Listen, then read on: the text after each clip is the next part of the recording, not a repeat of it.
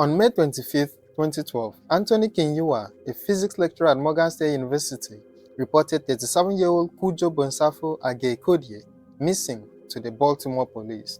Kujo Bonsafo was an international student from Ghana who had gone to the United States for his PhD program. Before his shocking disappearance, Kujo had been staying with the Kinyua family for about 6 weeks while awaiting his deportation back to Ghana for violating the terms of his student visa.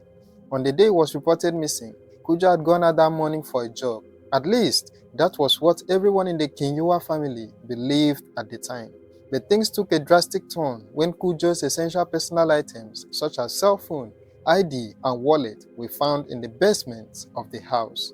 This triggered a different kind of worry in the Kinyua family, but how worried they should have been was something they never could have imagined. When the police arrived after the call was made, they interviewed the Kinyua family members and then proceeded to search the property, including the wooded areas, using cadaver dogs. They couldn't find anything within the house that would have given a clue on Kujo's whereabouts, but there was a very horrifying reason why that was the case, and you'll find out as the story unfolds. Now, even though the police were not able to find anything that would directly point to Kujo's whereabouts, at least not yet, they were still able to find something disturbing enough to prepare them for what is to come. In the backyard of the house, the police found a dead, decaying animal, a fox, trapped in a cage. Then, inside the Kinyua house, they found crushed red pepper sprinkled on the floor. Now, there is a myth that sprinkling crushed red pepper on the floor can prevent cadaver dogs from picking up the scent of a dead human body. This begs the question of whether the red pepper was intentionally sprinkled for this reason, or it was just one of the spilled ingredients used in the cooking of Kujo Bonsafo's body parts. No one knew at the time which one it was going to be, but these two initial discoveries made by the police would later prove to be helpful in solving this case. The police didn't make any reasonable progress in the case for some days. They had checked several hospitals and jails, but nothing was found about the missing Kujo. It was starting to look like one of those unsolved cold cases, but things took another drastic yet horrifying turn before their very eyes.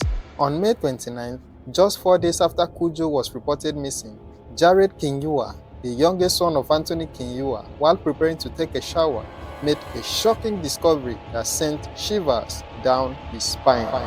On that evening, Jared had gone down to the basement to get his laundry. On reaching there, he saw his blanket on top of a box. When he lifted the blanket, he saw a baking pan containing what appeared to be a hand and a head.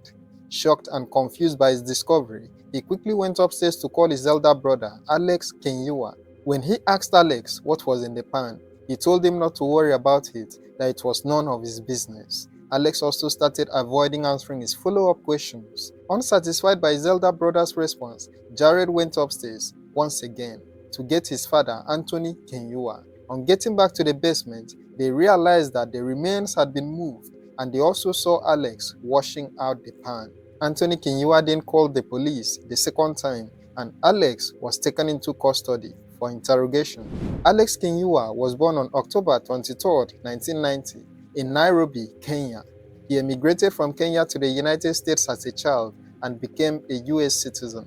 At the time of his arrest, Alex was 21 years old. He was an engineering student at Morgan State University, and his father, Antony Kinyua, was also a professor at the school. Alex had a lot of interests, most of which were quite disturbing or outrightly abnormal. Prior to his arrest, Alex had been showing great interest in human rituals and ethnic cleansing. This was evident in several of his posts on Facebook, which you'll soon get to learn about.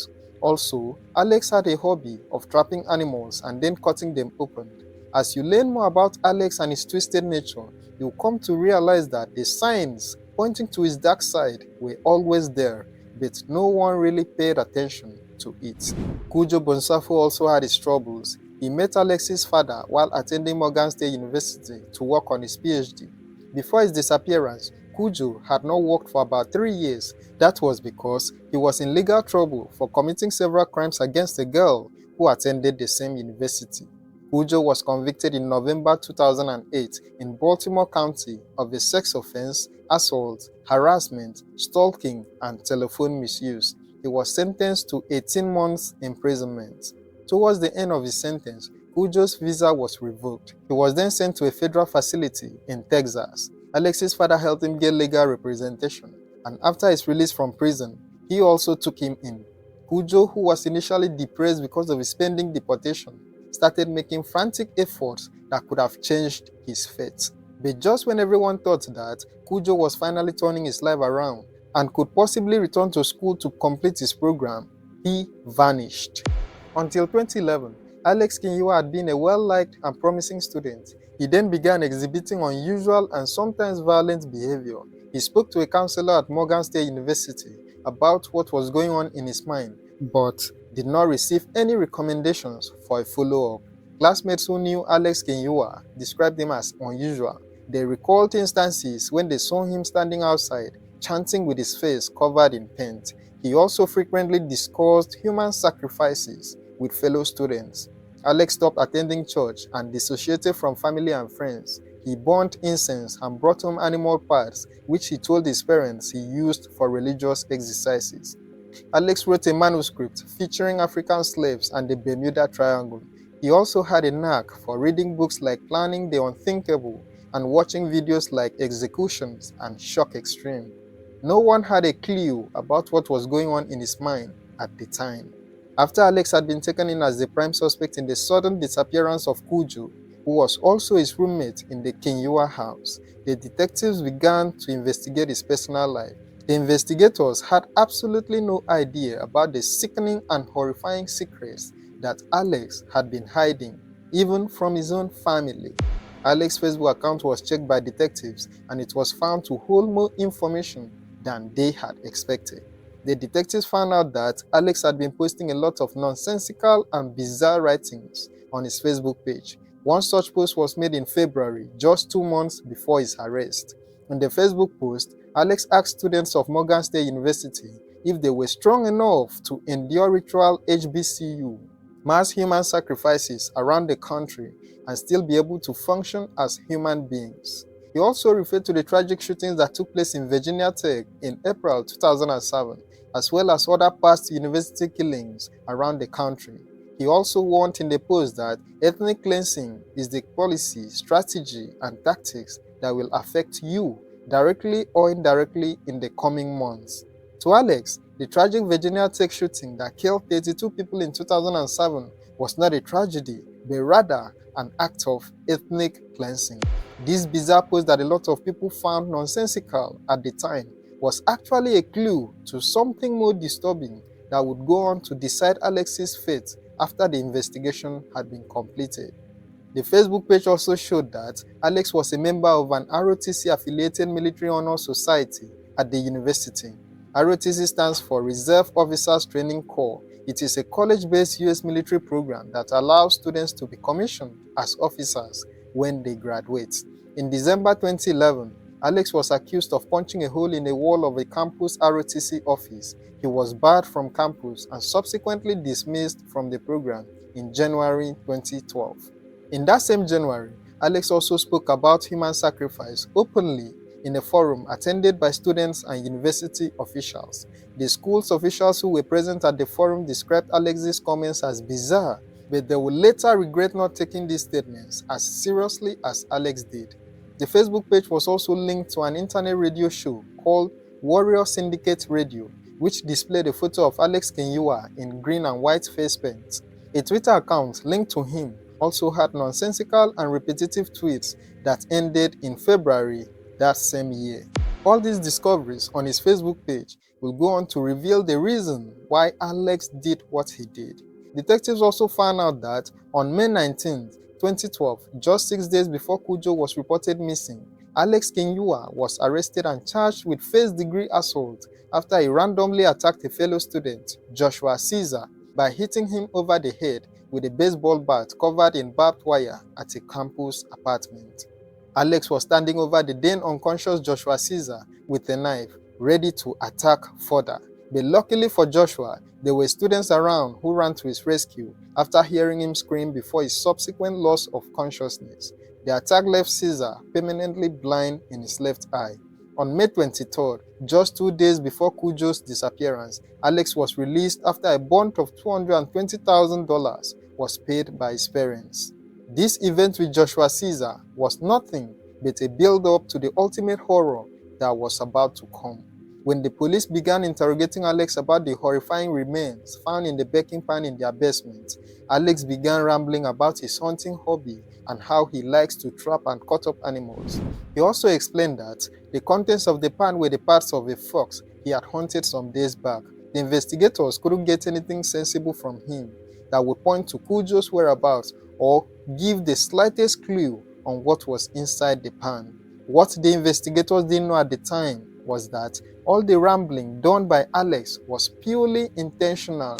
The thing is, Alex had previously done his research on interrogation techniques and had made notes on possible questions asked during interrogation and how to answer them. He was executing everything he learned perfectly until the investigators decided to change their strategy. After hours of grueling investigation and interrogations, Alex finally confessed to the crime but admitted that he killed Kujo in order to protect his family. He proceeded to give details of the crime, which sounded like a real-life horror show. Alex admitted that he murdered Kujo with an axe while he was asleep, but before he did this, he performed what would sound like a ritual. Kujo used to love listening to and also singing gospel music, so Alex played one for him before swinging the axe into his face. He went on to cut out Kujo's heart, which he later cooked with some spices and ate. He proceeded to dismember the body, wrap them up in a plastic bag, and then discarded them in a dumpster close to a church. Alex also preserved some parts of the head in a charcoal bag within the house. But how did the cadaver dogs miss out on picking up the scents of these hidden human remains within the Kinyua house? There are several reasons why a cadaver dog may fail to detect human remains in a house, even if the remains are present. It could have been due to contamination. In this case, Alex cooked Kujo's heart with strong spices before eating them. The cooking may have destroyed the scent cues that dogs rely on to make a detection. The dog's trainings and experience may have also played a part in their failure to make a detection, since dogs that are trained to detect scents of live victims may not do so well in detecting that of a dead victim. Also, the dogs may not have been prepared for a scenario like this, where the scent is masked by strong spices and cooking odors. Also, the use of a charcoal bag to hide parts of the victims could have further masked the scent of the remains, making it even more challenging for the cadaver dogs to detect. Charcoal is often used to absorb and neutralize odors, which would have reduced the strength of the scent cues that the dog relies on to detect human remains. These factors may have posed a challenge to the dog's ability to detect the hidden remains. Alex was taken into custody for the murder of Kujo Bonsafo. However, some days later, a psychiatric evaluation diagnosed him with paranoid schizophrenia, a form of mental condition. Being a form of mental condition, Alex was deemed incompetent to stand trial in court. He was then sent to a state psychiatric facility where he was placed on 2 antipsychotic medications to see if this could help his condition improve. Several months later, the treatment helped him get well enough to be deemed competent to stand trial in court. In August 2013, Alex Kinyua pleaded guilty, but not criminally responsible for the first-degree murder of Kujo Bonsafo. He was also found guilty, but not criminally responsible for his attack on Joshua Caesar. Alex was sent to Clifton T. Perkins Hospital Home, a psychiatric hospital for the criminally insane, where he will likely spend the rest of his life. Let me know what you think about this case in the comment section below. Also, don't forget to like, share, and subscribe to this channel for more true crime stories. Thank you for watching and stay safe.